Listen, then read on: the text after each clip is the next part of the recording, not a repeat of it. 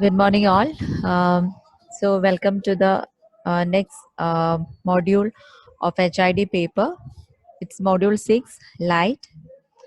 So, today we learn about in this chapter about the importance of good lighting, types of lighting, natural and artificial lighting, importance of natural light for healthy environment, artificial lighting requirements for different rooms. So, first we will see what is light. Light has been always considered sacred and special in our culture. Sacred means holy. It is the primary requisite or necessary of life, basic of all living system, an important element for life.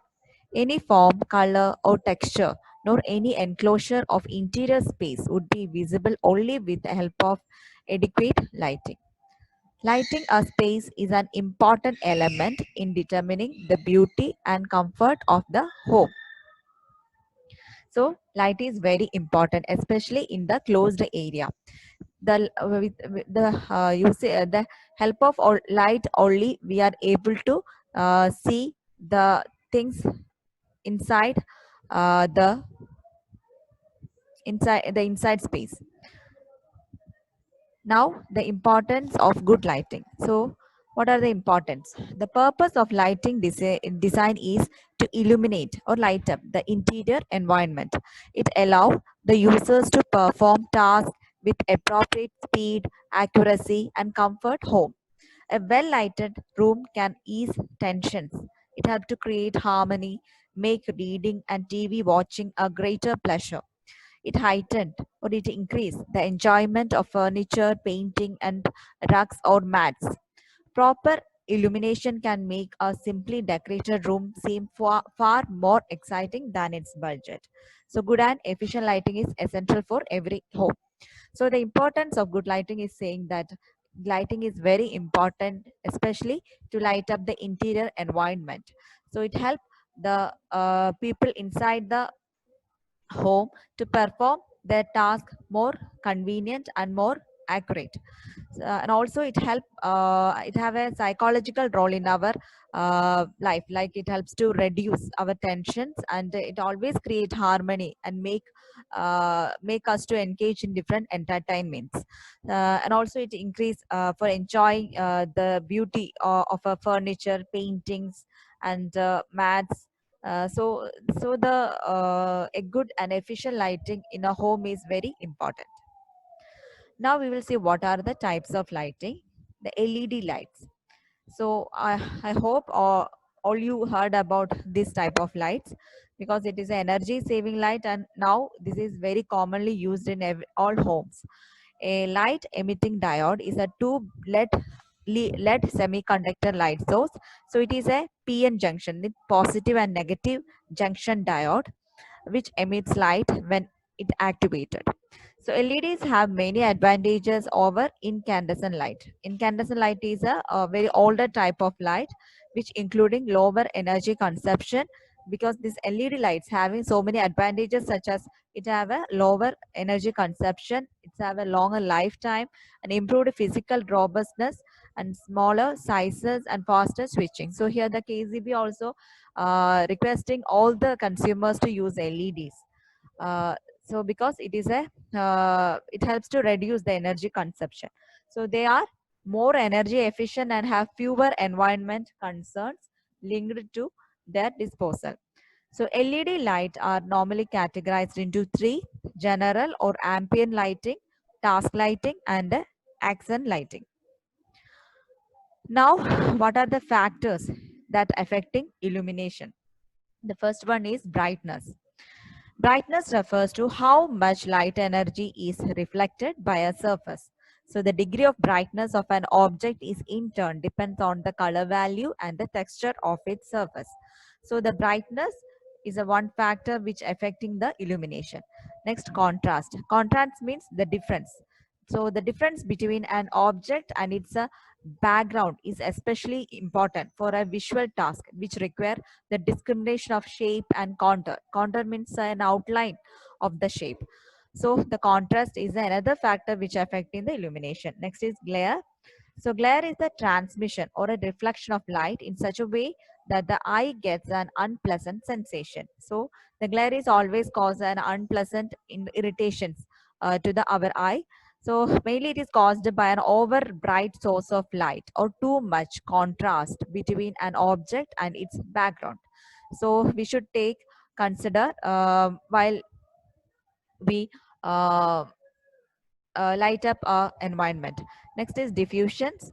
Diffusion means dispersion. Okay, the soft light provide minimizes contrast and shadows. So diffuse light is useful for a general vision. So for the rooms which we want a general vision, a diffuse type of light is a good option. Next is color. The interaction of light and color is a subtle. Subtle means fine, but powerful force in planning lighting for an interior. So colors containing a lot of white that reflect larger amount of light and darker color absorb light. So we should be more alert about the choice of our color also, because the color which containing lot of white that reflects larger amount of light, and the darker colors will always absorb light. So in the selection of color on different things that used in the different rooms, that is also we should take into consideration while we consider the factor for illumination. Next is requirement of an ideal lighting. First one is steadiness of source of light. There should be no appreciable fluctuations or flickering of light. What do you mean by the flickering? Means yeah, it's something's on and off. That is what we call flickering of light. So that which overstrains the eye so that the source of light remains stable.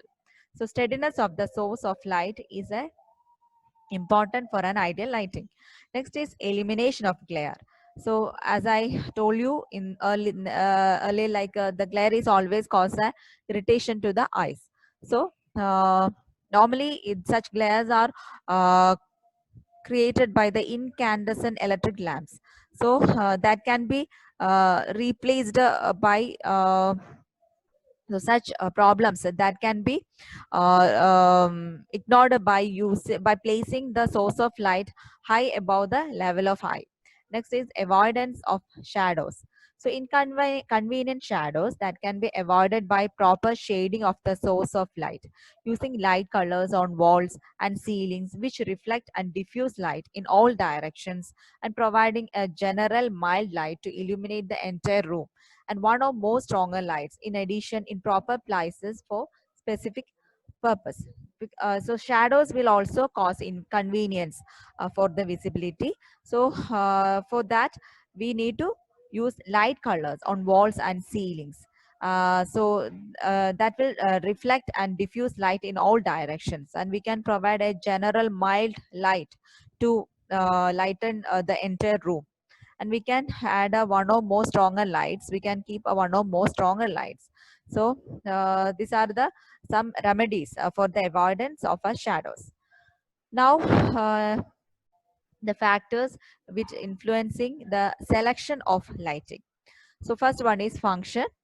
So make sure that directional fixtures means there are different types of light fixtures are there, like a ceiling mount light fixtures are there, that pendant type will be there. So different types of fixtures. If you search in Google, you can see different types of light fixtures. So directional fixtures are normally spotlight fixtures. We can change the direction of that light according to our will. So make sure that directional fixtures have enough maximum bulb wattage for the task performed. Next is size. Make sure the right size is chosen. When we go for a purchasing the light from a showroom, sometimes the light we brought for our house may not be matched. So we should be take care while we selecting or while we choosing the size of light. Then design. Here, personal preference and taste that would guide the choice. So design is depend on the personal taste. Next is flexibility. Taste, habit, and technology often change. So flexibility is one important consideration. Movable and adjustable lamps are a long time favorites. Next is cost. Purchase price and operating cost are very important in fixture selection. Then maintenance.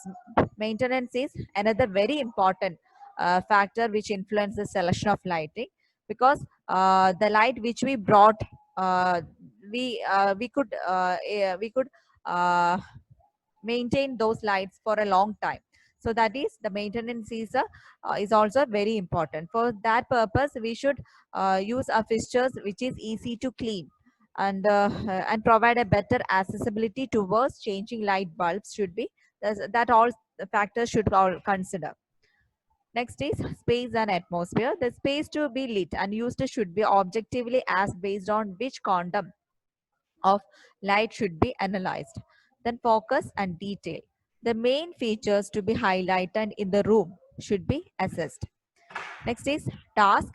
Activities to be performed in the room. Requirement of special lighting should be taken in the consideration. So in our house, so different rooms are mean for the different tasks. So according to that, we should select the light. Next is control. Finally, technical details such as placement of control switch, number of switches, and power points required in the room.